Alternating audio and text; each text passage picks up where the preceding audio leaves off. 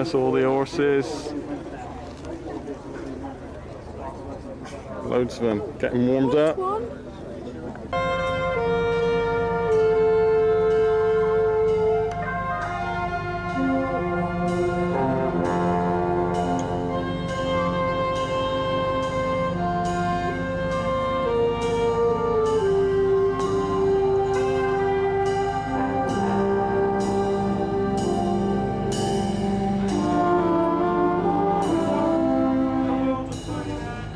This is preparing for battle.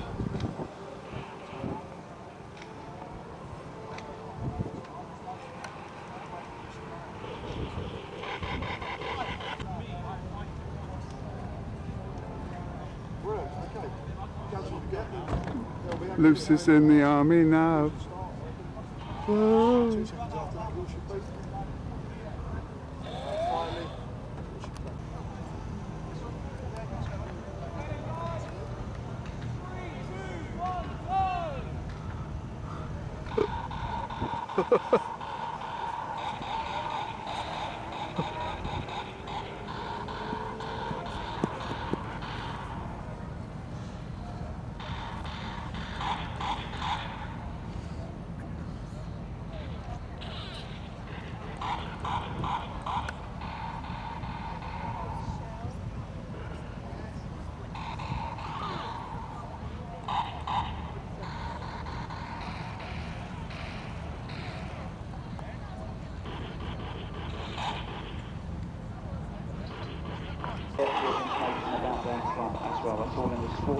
Okay, on this.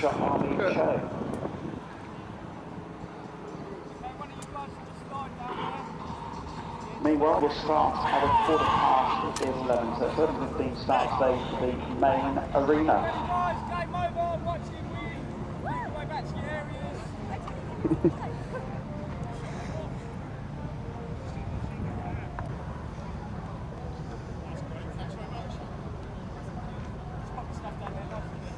Cheers.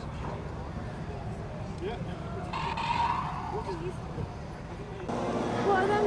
What's that big suspension? Don't know, we'll find out in a minute.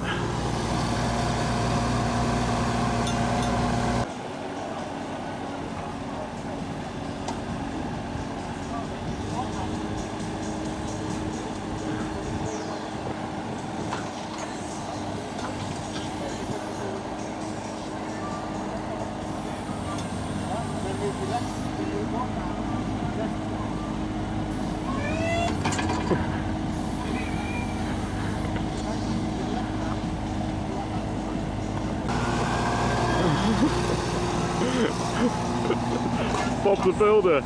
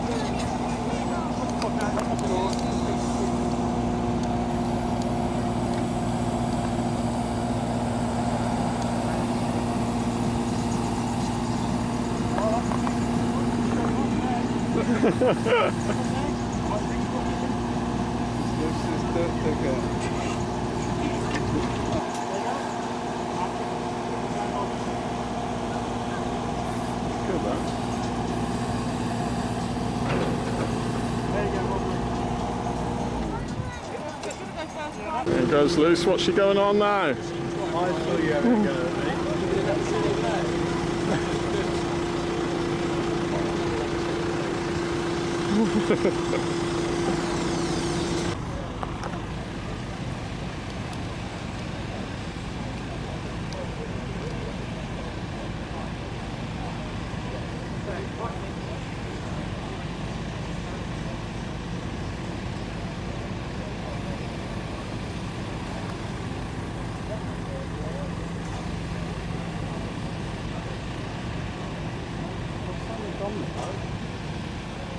We need him for our team of 4.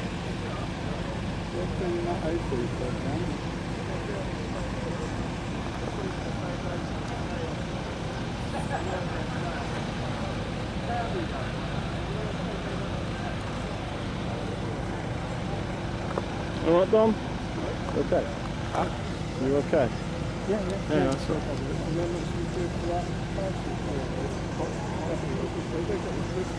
They're charging for it.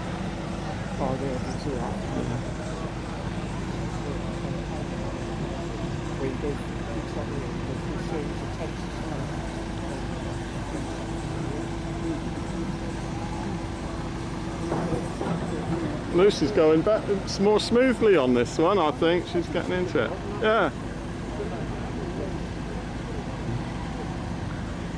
Good morning and welcome to the Aldershot Army show. Just right, please bring to attention the service critically anything which may give you cause for concern through them. Do not leave any items of your property unattended at any time.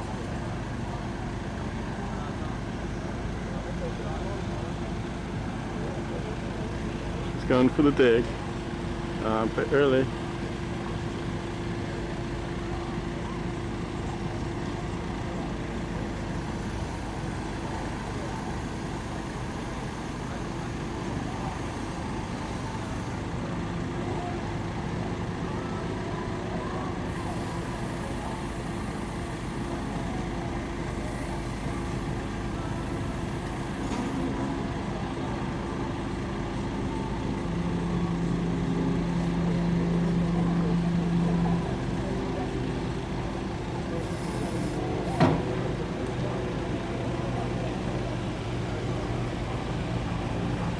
Chosen a horse, I want you please to support number 1. That's young Courtney Stanley on Pewter, number 1. She's wearing pink and green diamonds. 2, so 3, I looking think. down at the marquee from my top, the 6 stand up here on the left hand side. Give a big shout when they start for Courtney Trainer. Over on the right hand side, you can pick your horse because we've only got 6 in this one. You'll have your own horse in the next race. Okay, we're just controlling them now. It is very regulated. If something goes wrong, if the horse shies away, or bolts, or a horse or a rider falls off, they are only given one chance, only one chance, and then they're disqualified. Of course, we got fence, and they're off! Okay, ladies and gentlemen, let me hear you now, and get off to read along with their two to the back. Over the first jump, all clear on the first jump. That's fantastic, going down, turning round into the bottom corner. It looks like number 5 is making well. Number 4, who have we got there? We've got Mighty Up, we've got Courtney Waddling, doing well. Come on, those people in stand number 4, give her a big cheer. She comes up past you. Number 4 on the left hand side, come on, Courtney, yes, you can do it. Fantastic, the head's down now, coming around for the second run. In second place, we've got Danny, that's ridden by Nia O'Hara. That's that lovely chestnut gelding there. Oh, come on, ladies and gentlemen, they're stretching it out now with Courtney Stanley in the lead, so number 4, hotly pursued by Dandy there, Kia O'Hara on number 2. But, oh, safety ever, there was a little bit of a hiccup there. In third place, we've got Real Lady Groom on Elite Gold, that big gelding. It looks like they're all holding positions now. Come on, number 6, you can make up a bit of ground, that's Courtney Trainer. Come on, please, let's run it. As they come past your stand there, give them a big cheer. They are working so hard, it may not look like the big... Oh, look at that! Yes, a neat little change. Oh, we're coming up the back, final straight now. Courtney standing in the lead. Is she going to be picked? Oh, not quite. Well done, Courtney standing there on Pewter. An excellent win for Anderson, just 9 years old. And she's wearing purple with a gold Here's star. the gang. Who are we supporting, Luce? Marks up now to the start. They're short to be under started. Number 11. What's his name? Another thrilling race. Here. What's his name? Artilllery. Bobby Joe.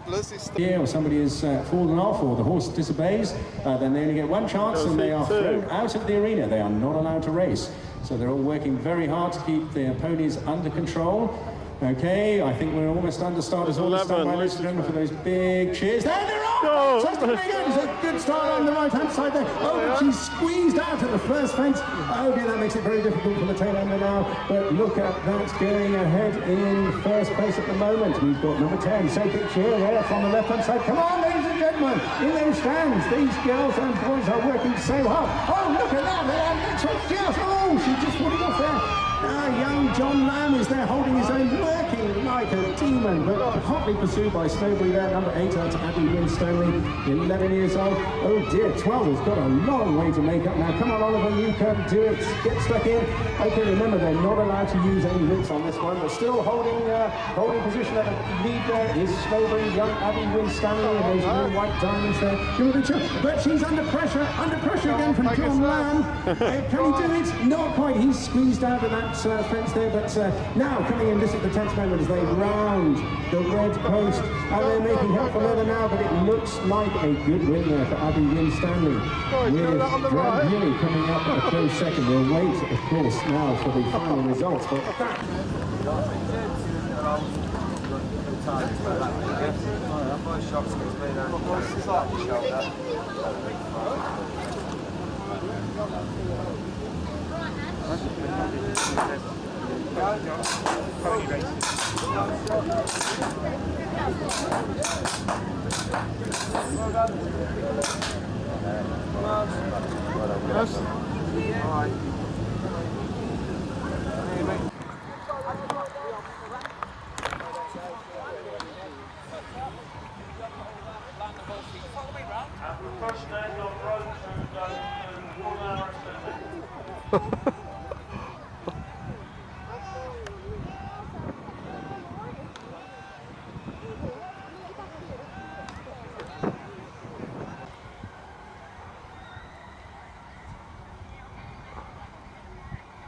Here they go, the big face off.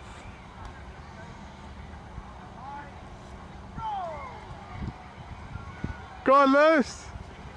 Go on, Lucy! Go on, Lucy! Go on, Luce! Go on, Luce! Go on, Luce! Go on, Luce! Go on, Lucy! Keep going! Keep going! Keep going! Go on! Say well done! Go on, Luce! Go on, Luce, and beat him! Quick, Luce! Go on, Luce! Go on, Luce!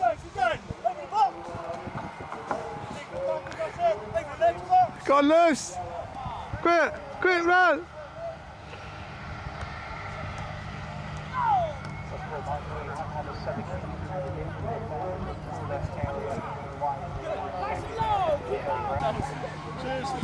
Lucy, what was your time?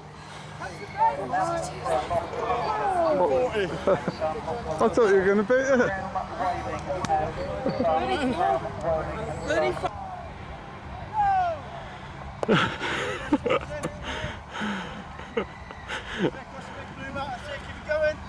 Down nice and low then. Underneath the mark, underneath the come there. Keep going. Well done, guys. Well done. Stand up. Keep feeling the heat then. All the way through.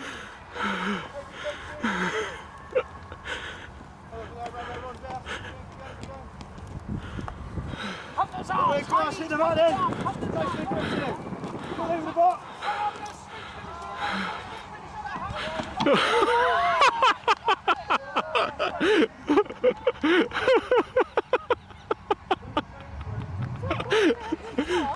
What's that?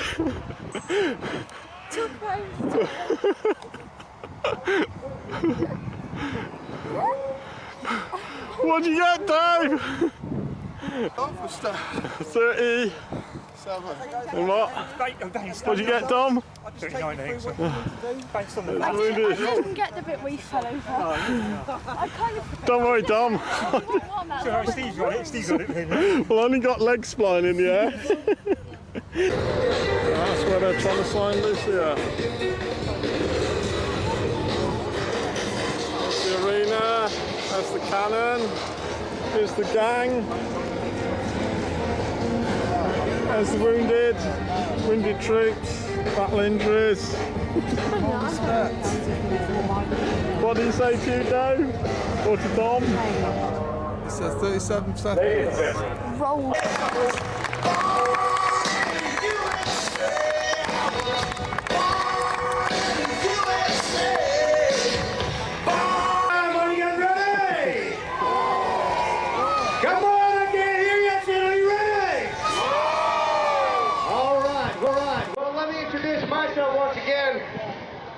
I'm David Smith Jr. I'm a second-generation human cannonball. The cannon that you see here before you was designed and built by my father, who has been a cannonball for over 35 years. Now, this is the third cannon my father built. Each cannon has its own purpose, its own design. Cannon shots around the world. He is the highest flying human cannonball in the world today, and as he said, he owns all the world records. In fact, the entire family does. There are now both 3 units of human cannonball artists. David Smith Sr., that's Dave's father, credited with... Yeah, get him on top.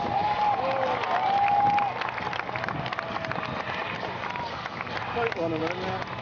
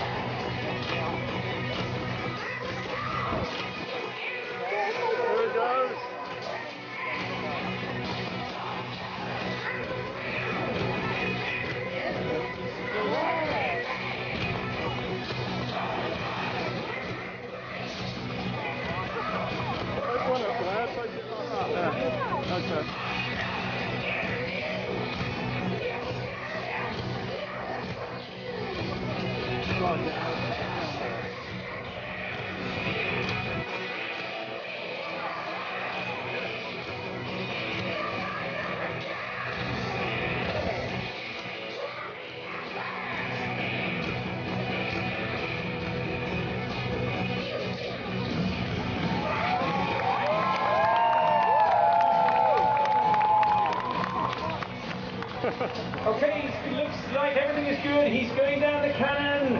Stand by, ladies and gentlemen, for the countdown.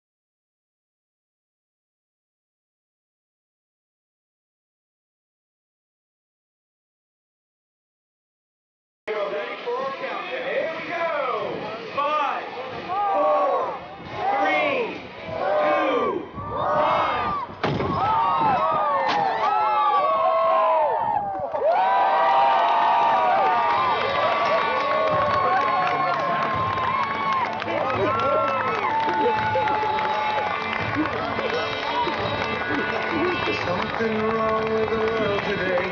Don't know what it is. Something's wrong with our eyes. Oh, ladies and gentlemen, please put your hands together. That was just If I may take a moment to get back on the microphone and thank you all and welcome you all to the Aldershot Army Show.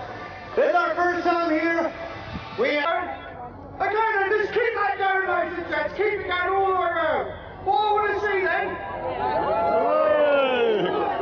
When I say 3, I want you to shout jump as loud as you can. Keep it going, come on, don't 3! Jump! 1! On this 2! Alright, look about it. So right now, 230 miles now, this is very good. exercise, but we have a very large crowd as well. Would you like to tell us what the conditions like today?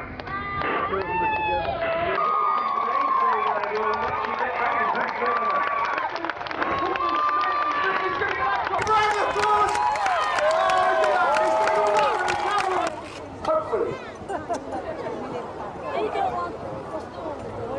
There you go. Showing everything. Very tricky stuff, John. Oh, look at that. Just for you there, Aldershot. Straight over the top. 70 miles an hour coming towards us. Oh, well done. Thank you.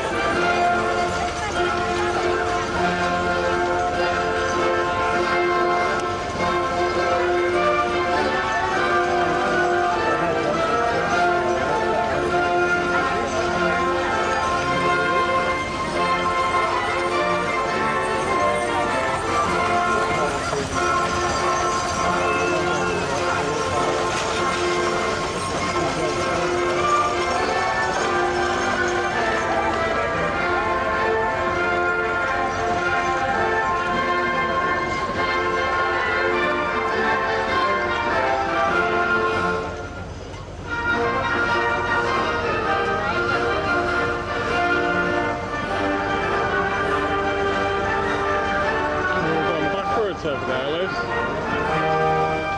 Take one looking as though you'll come by the line.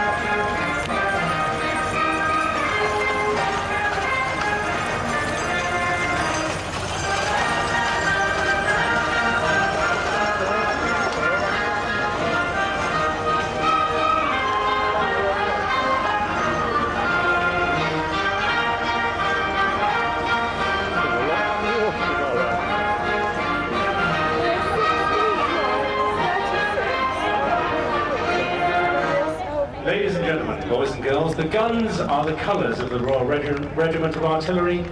Please stand now for the march past. The salute today will be taken by the Assistant Divisional Commander, Brigadier Hood.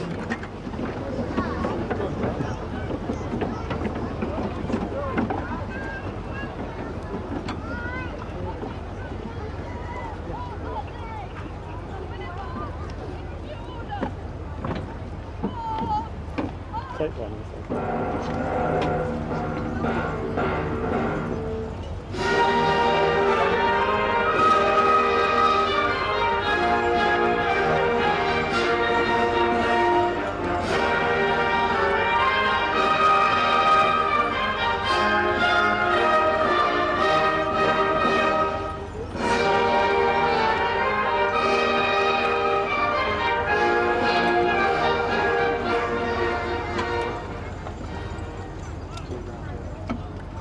good. Get one of that. That looks great. Take a couple of that. Get some good ones.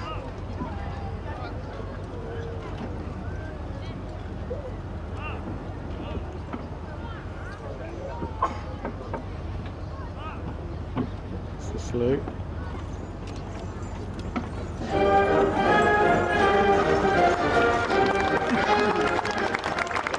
Ladies and gentlemen, please take your seats.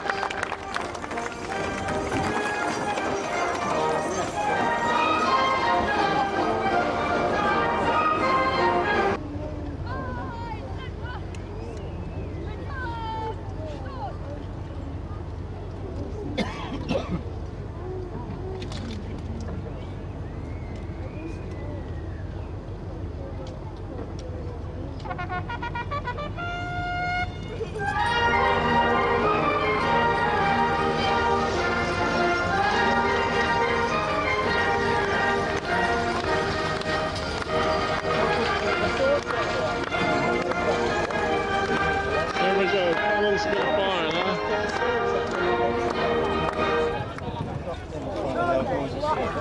Ladies and gentlemen, there are a lot of children up here at the top end of the arena. You will not get hurt, but it will be noisy. So please, if you have particularly young children, I suggest you just clasp your hands around them. With all the cannons lined up.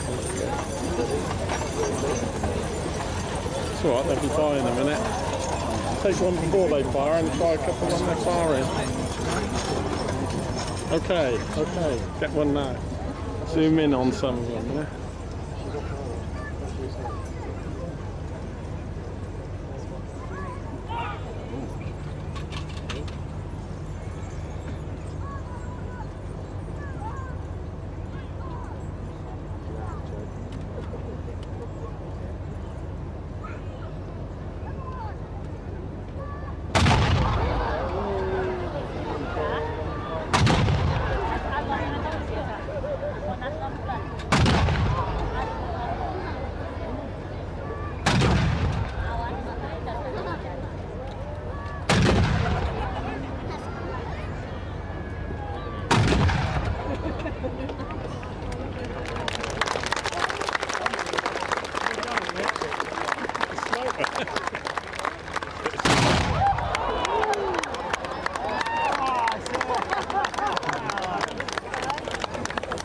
Here comes all the horses, pick them up now.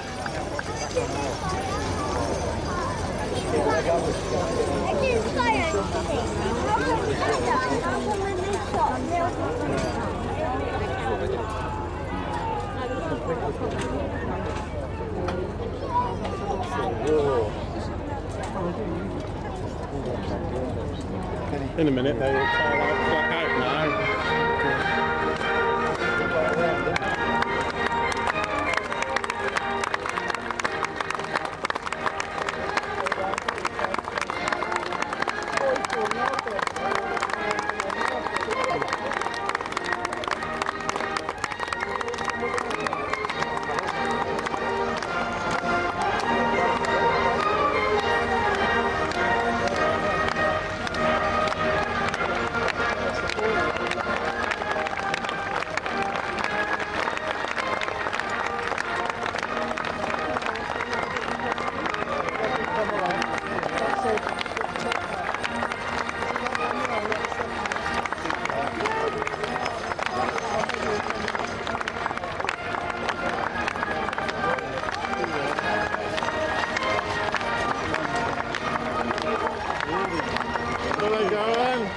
This is the charge. Get one of them coming over here because they go really, really quick when they're going off. They go flat out.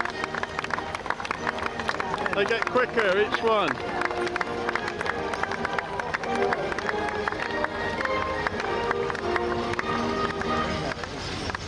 Well, what a thrilling display. I can hear you calling out there. They deserve everybody. It's the most outstanding professional display to witness.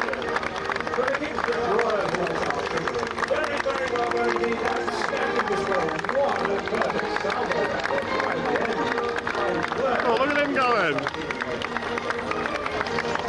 Oh, look at them. Oh, blimey. What? They lost a hat. they all going? Is it going? Now the first element, which I'll show you in the arena today, is what we like to call our opening ride. It's an opportunity, but we just need to make sure all the holes and lumps and bumps are wet and signal a Rochmore.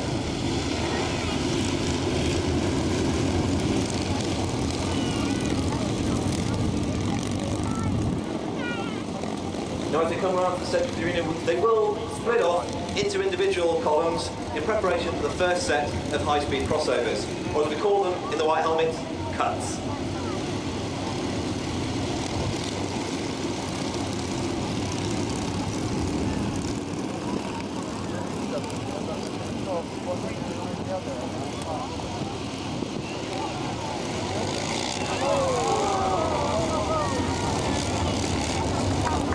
Now as the riders go 6 inches, maybe even less.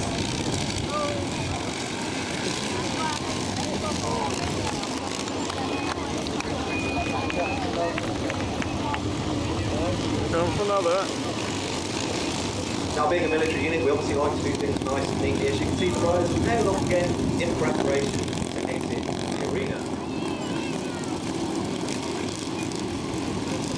First trick, and tradition dictates this would always be our first trick into any arena show. As members of the Royal Corps of Signals, we wear the depiction of Mercury, the winged messenger to God, on our headdress. In the Royal Signals, he's been nicknamed Jimmy, and this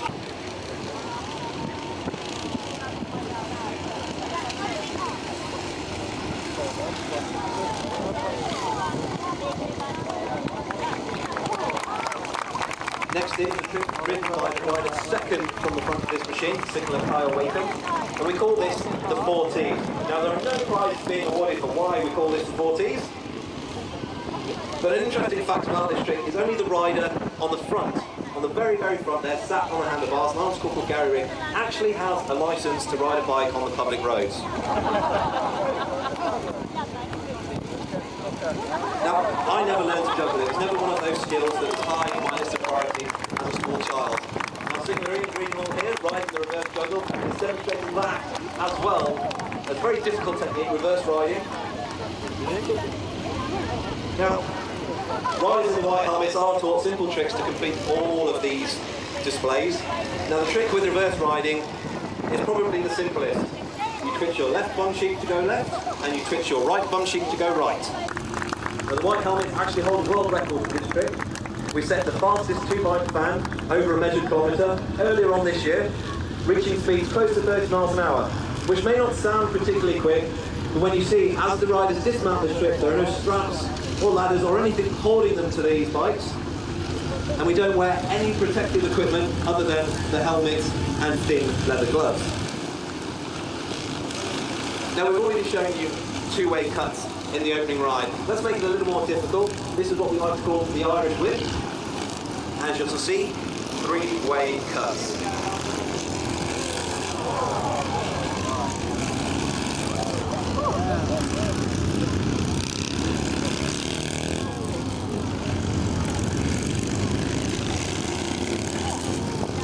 Now to the pit in the ride, you'll see the rider putting towards the pits now. On his helmet rather than a shiny white one as the rest of the team do.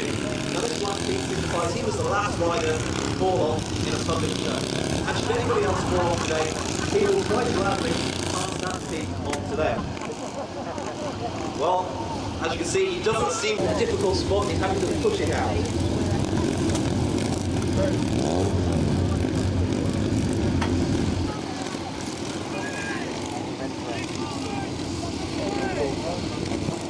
Favourite trick. Now this trick is a solution to so many different problems, it would just take me too long to explain.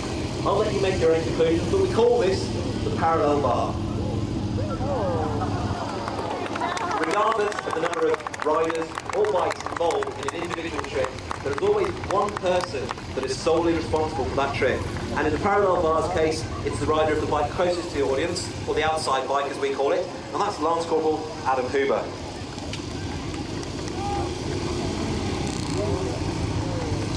All of the white helmets you see in front of you are volunteers to serve with the team.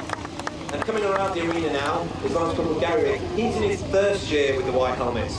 Now, the first year tricks, they're generally the forward riding skills of balance. Now this we call the eagle, demonstrating ramp. It does feel much heavier. Now this is Sigma Greenhill, the first of our jumpers. Now there is a mental checklist. This is Corporal Carl Hepworth riding the trick we call the pillion headstand. Now in that very difficult position there, on the back seat of that machine, is Lance Corporal Dan Hale. Now not only is he having a lot of blood rush to his head, he's getting a really difficult ab workout, keeping that dead straight, upright position on the back of the bike going over this terrain. Now Dan's in his first year with the team. Now it is an unavoidable consequence being in your first year with the white helmets that you're often found dangling off or holding onto the bikes in weird and wonderful positions in the team. And the white helmets produce the highest quality and highest quantity of reverse riders of any motorcycle display team in the world. Now any motorcyclist in the audience will appreciate how difficult controlling these bikes like this actually is.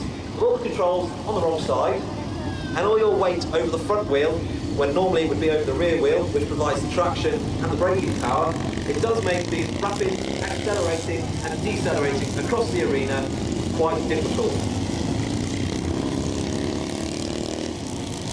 An average tour with a team is 3 years. He just has to ride straight. Everyone else has to take their dressing off him. Okay.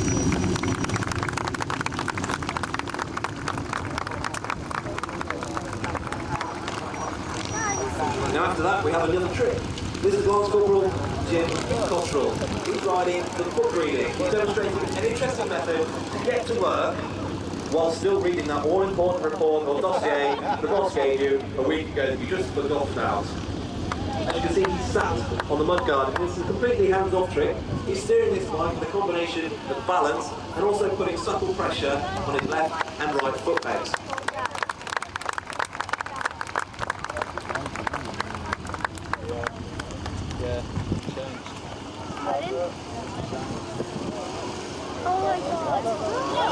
Well, this is Corporal Paul Forster, or Fozzie, as we call him. He's been in the team 18 years now. He joined us in November 1991, and we've just never been able to get rid of him.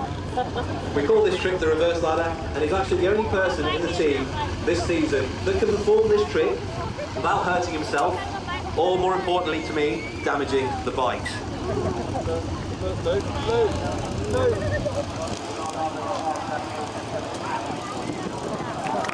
Now there are 10 people there on that one motorcycle. We're only able to perform just like this because of the specially modified bikes we have. Now there's no rear suspension on this bike. We've replaced it with a solid steel bar. The rear sprocket is much bigger, there's lots of torque and power at very slow speed, and we've got what we call a sticky throttle. Now quite simply, an old motorcycle throttle, you have to twist with your right hand, and if you let go, it will spring back and the bike will slowly come to a stop. Now with these sticky throttles, you can let go and the bike will continue to move at the same speed. Now what you can see is Corporal Nick Pallis and Lance Corporal Adam Hooper demonstrating why I generally don't like the team to have fizzy drinks. This is the quad routine, and by their very nature, and as you can see, quad bikes have 4 wheels. But the white helmets are a motorcycle display team, and motorcycles are only supposed to have 2 wheels. So we told these 2 chaps before the show, right, get out there, do what you need to do, but you're not allowed to stay on 4 wheels for very long. So this is what they came up with while we set up for the fire jump.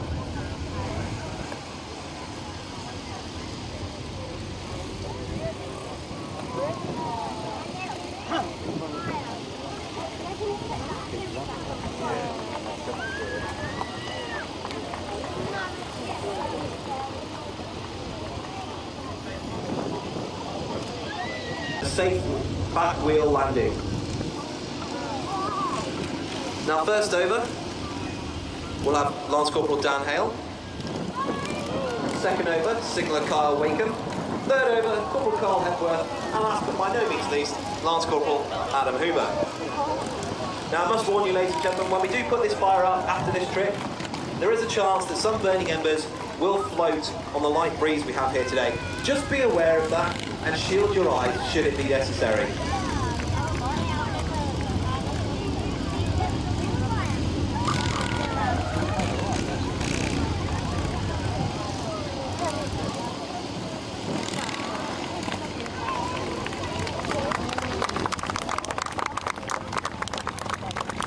main piece of his shoulders is Corporal Carl Hepworth. Now he's locking his ankles into Ryan's helmet there to keep him steady on the back of that bike.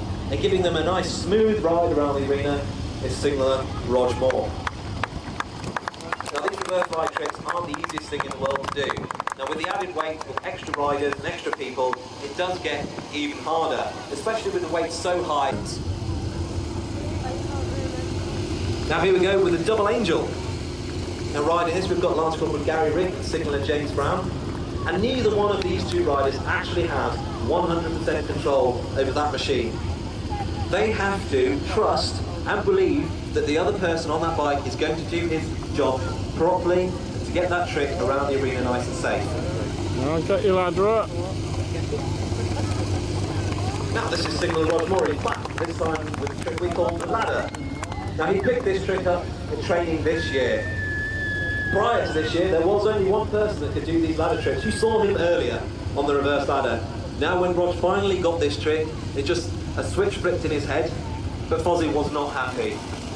He was angry that someone else could do his tricks. This was his crowning glory. So just to prove that he's not lost any of his mojo, as you can see, he's hitched a ride here, and I think Roger's just going to get off and let him have the bike.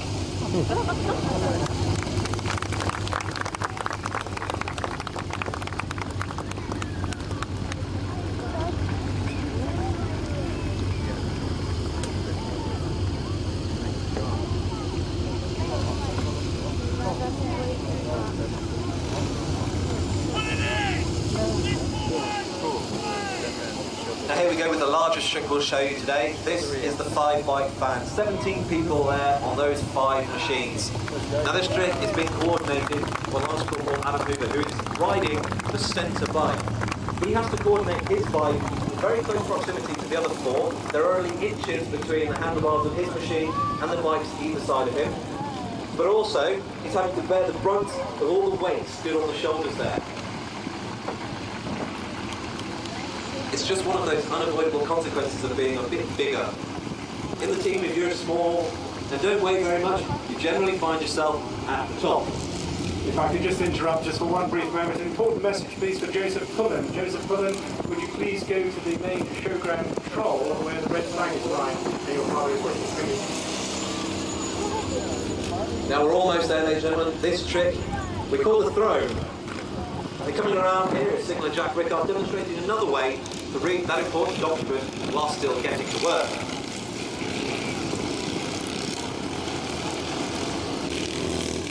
So what we're seeing here is what we call the opening plan sequence on the closing line. But bear with it. As the riders get to the top of the arena, they'll pair up.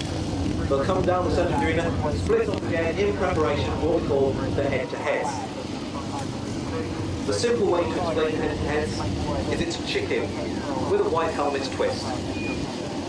We'll show you single and double head-to-heads.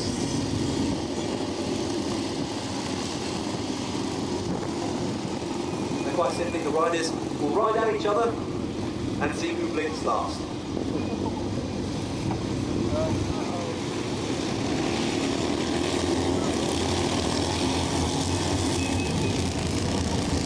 Well, the single, these will be the double.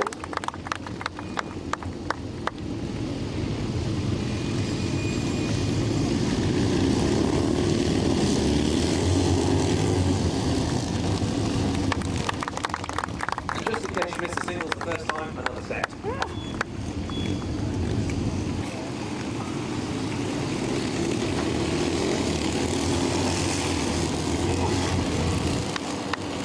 Our salute.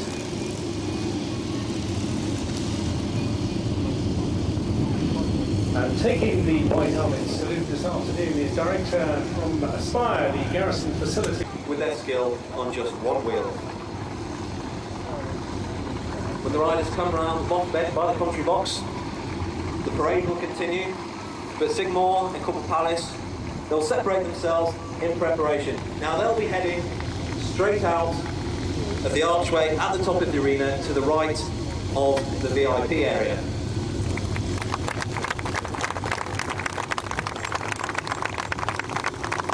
Now, Sigmore is going to have a problem with this bike. All the riders are taught to ride to their bike.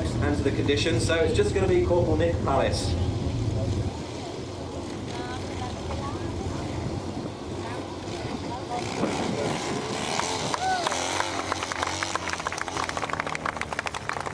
Thank you very much, ladies and gentlemen. It's a village in England, except it's hot, it's dry, and it's dusty. Amongst them, there are some insurgents.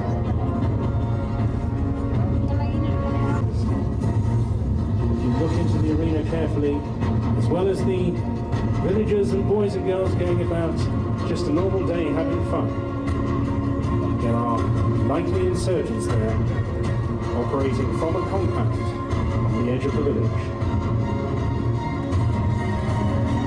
The insurgents' atomic countermeasures ECM, which basically try to jam the signal, which patrols in support of the overall mission. Entering the arena now, you see a typical patrol operating on the outskirts of the village. Created bottlenecks which heightens the risk of ambush or attack. This will provide their immediate support.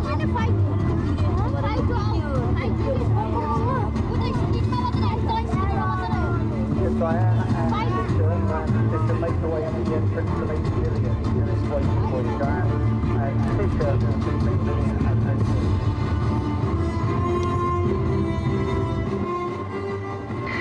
Hello Zero, this is Amber 3-3, now on task at Red 12. Over.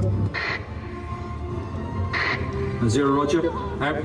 Between hard and soft posture. Just as important as firepower in counterinsurgency is the ability to foster relations in order to forge an environment for stabilization and reconstruction. What you would have heard of as winning hearts and minds. Outwardly showing a relaxed stance, they encourage a sense of ease and honesty with the local elders. And yet, allied to this softer approach, there remains an imperative to be ever vigilant. Ensuring local security is the only way to guarantee the correct environment for negotiating to assess the area. The standard operating procedure in Afghanistan incorporates the checking of vulnerable points, mine detection drills, and counter-surveillance measures.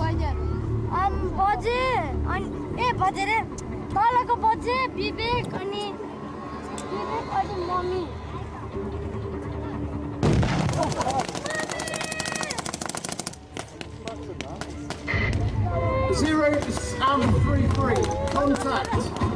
ID and small arms fire at Red 12. I have 1 times casualty. Went out. Zero, Roger. All stations minimized. Out. The soldiers of Amber 3-3 have gone through their initial contact drills and have withdrawn into a fire base in order to fix the insurgent ambush. You can see that they have taken casualty, and that initial emergency footing as immediate response teams known as IRTs will be readying themselves preparing to react.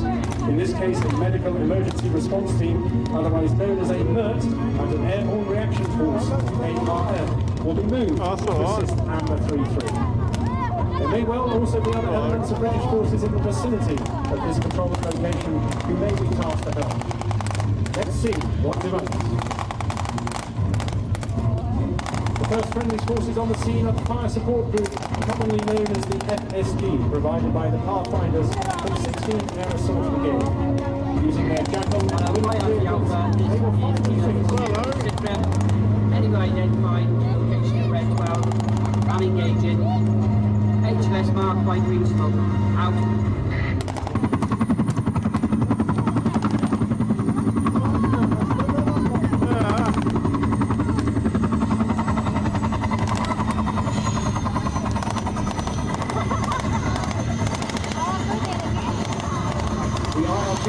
The first will go forward to attend to the casualty, whilst the airborne reaction force will support the troops on the ground in defending the area.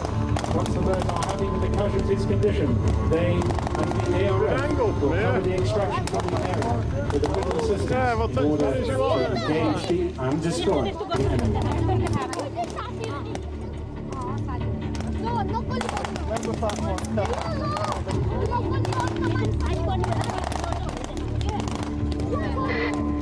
Hello Zero, this is Kilo 40. Be advised, casualties ready for medevac.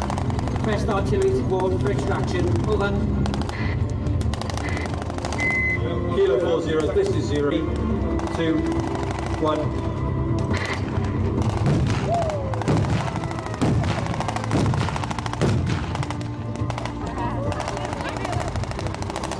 The casualties condition has been stabilised and the birds will now taken to the nearest field hospital for further treatment. The airborne reaction force supports the extraction of the casualty. With the casualty taken care of, the rest of the section prepares to extract away from the danger area, but not without destroying rigidity first. You will see that no move is made unless it is covered by fire. Firstly, Amber 3-3, the original patrol will move away, and finally the FSG will extract. Extraction of Kilo 40. Kilo 40, this is 0. You have fast air, call sign Coyote, on task now. Roger out to you. Hello Coyote, this is Kilo 40. Enemy in compound, 500 metres to my northeast. Confirm target, over. Hello, Kilo 40, this is Coyote. I confirm enemy in compound. Steel range in 5, 4, 3, 2, 1. Steel range 5.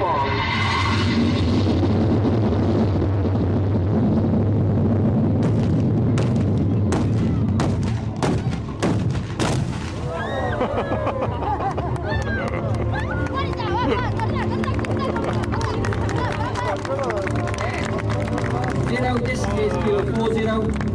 All call signs now clear, red 12. Insurgents have been neutralised. Friendly casualty.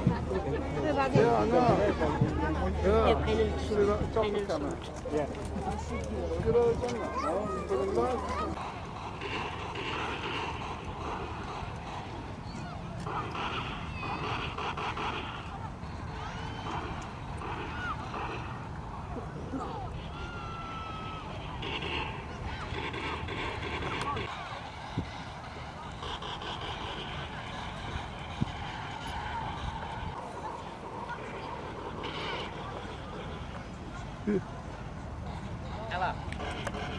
Hello. Hello.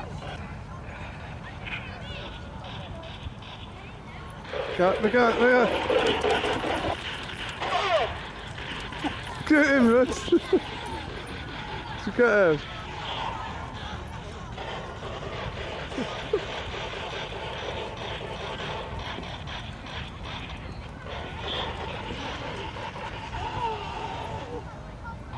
Has he got you? Yeah, looks is gone.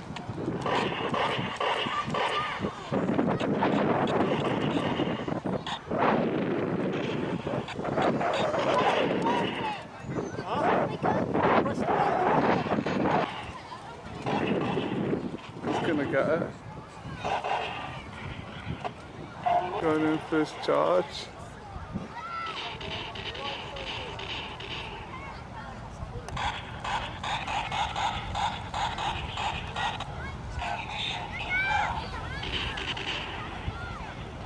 How many shots did you get on those? 750. I'd raise my leg then as well.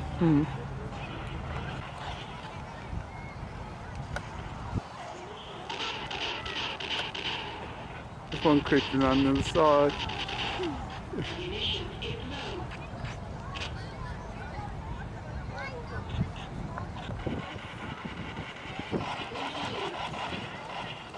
Why are some of them big guns? Yeah.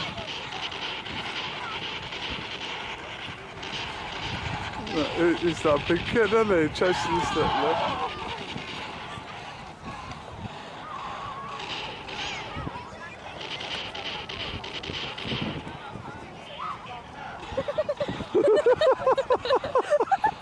What is that?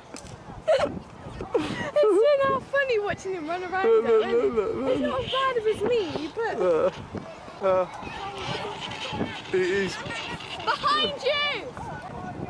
He's gonna bag now, he's run. No, he only won because they've got more hiding places on their side.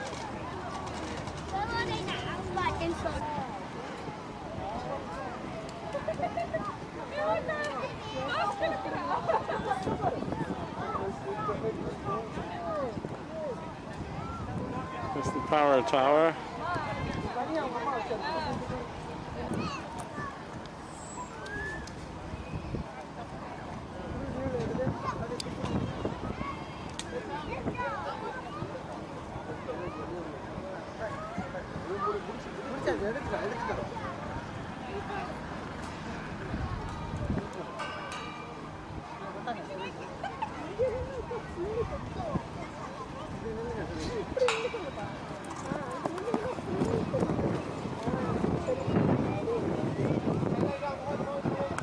That's Lucy in there, letting loose at something.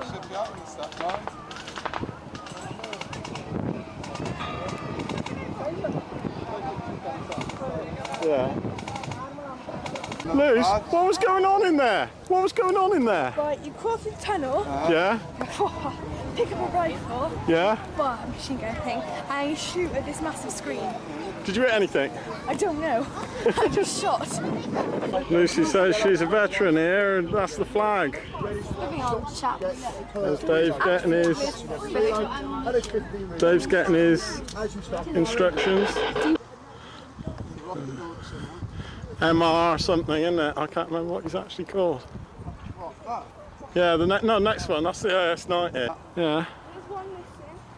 Yeah, that's open, he's fired that one.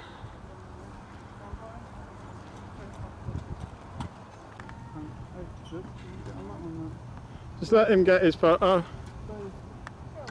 Loose. There's the Challenger, Scimitar. That one there's the Fox. There's the gang heading out.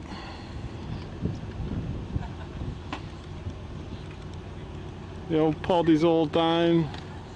This is the one we missed out on, where you do all this stuff, including mine detectors, and then you've got to go over a bridge.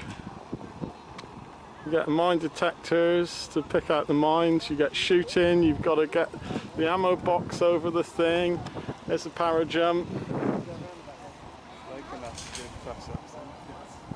I don't know, I think Lucy enjoyed it, didn't she?